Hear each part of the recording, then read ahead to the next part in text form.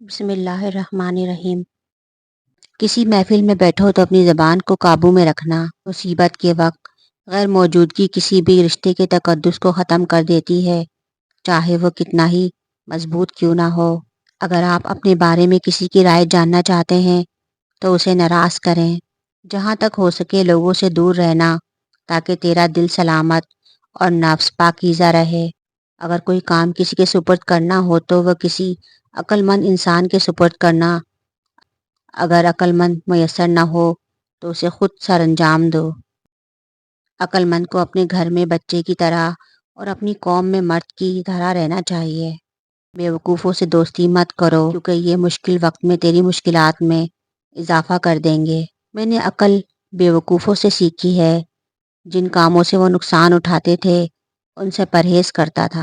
غصے کی حالت میں ہمیشہ سچ بولا جاتا ہے۔ آپ کو آپ سے بہتر کوئی نہیں سمجھ سکتا، لیکن کوئی اس کی کوشش کرتا ہے تو یقیناً وہ آپ سے محبت کرتا ہے۔ دسترخوان پر بیٹھو تو اپنے پیٹ کو قابو میں رکھنا، کسی گھر جاؤ تو اپنی آنکھوں کو قابو میں رکھنا۔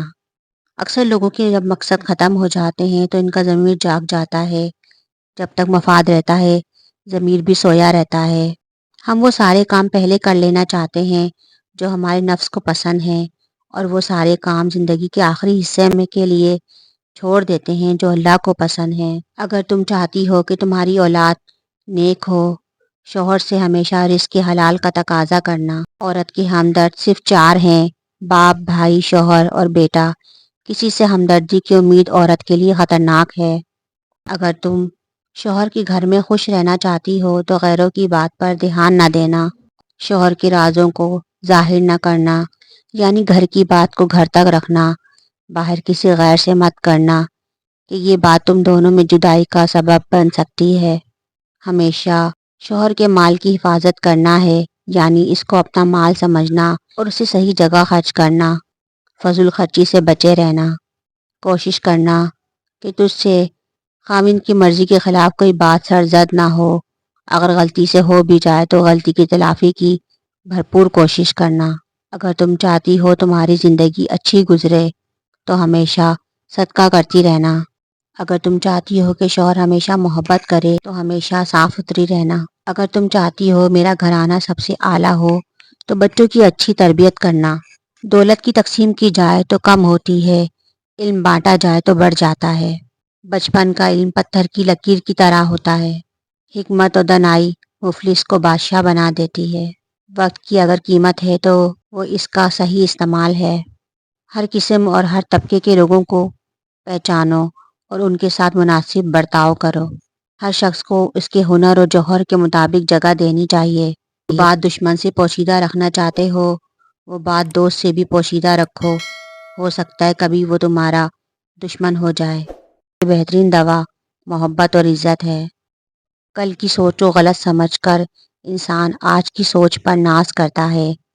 آنے والے کل میں یہ سوچ بھی غلط ہو سکتی ہے۔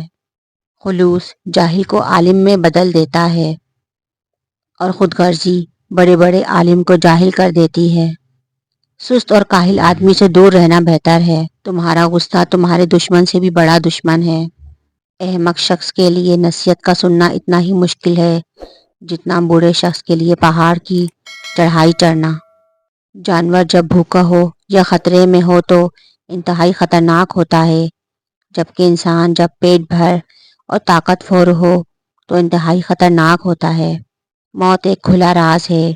کھلا اس لیے کہ ہر شخص جانتا ہے کہ موت ہر حال میں آنی ہے، اور راز اس لیے کہ کوئی بھی نہیں جانتا کہ کب، کہاں اور کیسے۔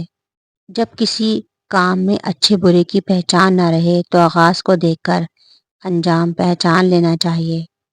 کیا موت سے زیادہ تکلیف دہ کوئی لمحہ بھی ہو سکتا ہے؟ ہاں، جب کوئی سفید پوش انتہائی مجبور ہو کر کسی کے آگے ہاتھ پھیلائے تب اس کے لیے وہ لمحہ موت سے زیادہ تکلیف دہ ہے۔ رات کے وقت کچرا گھر میں نہ رکھیں کیونکہ شیطان اس میں سکونت اختیار کرتا ہے۔ اگر ناخن نیلے ہو جائیں تو جان لو کہ تمہارے خون میں آکسیجن کی کمی ہے۔ منہ دھونے کے بعد کپڑے سے نہ پونچھو ورنہ بھوننے کی بیماری لگ سکتی ہے۔ جو شخص صبح جلدی اٹھتا ہے اس کا جسمانی نظام ہمیشہ متوازن رہتا ہے۔ جو شخص دن کا آغاز تلاوت سے کرتا ہے وہ جسمانی اور روحانی دونوں طرح سے تر و تازہ رہتا ہے۔